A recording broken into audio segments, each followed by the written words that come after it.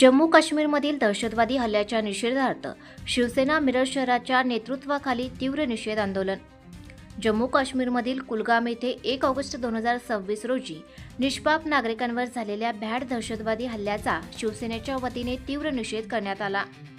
या हल्ल्याची जबाबदारी लष्कर-ए-तैयबाशी संबंधित दहशतवादी संघटना द रेझिस्टन्स फ्रंट TRF यांनी स्वीकारल्याचे वृत्त समोर आले आहे.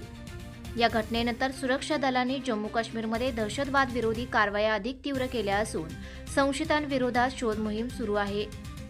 यावेळी शिवसेना मिरज शहर प्रमुख विनायक विलास सूर्यवंशी यांनी सांगितले की काही दिवसांपूर्वी गुजरात ATS प्रमाणे सांगली मिरज परिसरातही दहशतवाद विरोधी व्यापक तपास मोहीम राबवावी अशी मागणी करणारे निवेदन उपविभागीय पोलीस अधिकारी DYSP मिरज यांना देण्यात आले होते. अलीकडील काळात सांगली कोल्हापूर परिसरात पाकिस्तानशी संबंधित गुन्हेगारी व दहशतवादी नेटवर्कशी संबंध असल्याच्या संशयावरून काही कारवाया झाल्याच्या पार्श्वभूमीवर संबंधित तपास यंत्रणांनी कोणत्याही दहशतवादी संघटनेशी संबंधित व्यक्ती किंवा जाळे या परिसरात कार्यरत आहे का याची सखोल चौकशी करून आवश्यक ती कायदेशीर कारवाई करावी अशी मागणी करण्यात आली.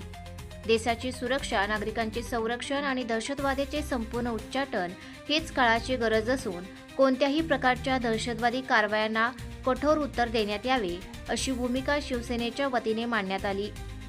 यावेळी उपजिल्हा प्रमुख माधव गाडगीळ, शहर प्रमुख विनायक सूर्यवंशी, शहर संघटक गजानन मोरे, शहर प्रमुख विजय शिंदे, शहर संघटक जब्बार मुजावर, उपशहर प्रमुख प्रकाश अहिरे, उपशहर प्रमुख सुधाकर गोधोंगडे, हिंदू एकता शहर प्रमुख सोमनाथ गोटखिंडे, उपशहर प्रमुख किरण कांबळे, सूर्यकांत शिंगणे, अभिषेक चव्हाण व शिवसैनिक उपस्थित होते.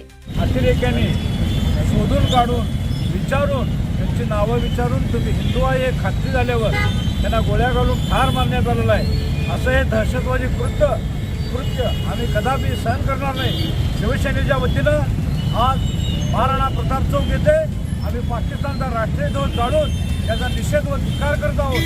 असं जर वारंवार जर घटना घडल्या तर याला जसं तसं प्रत्युत्तर देण्यात येईल असे शिवसेनेच्या वतीनं आम्ही निवेदन करतो.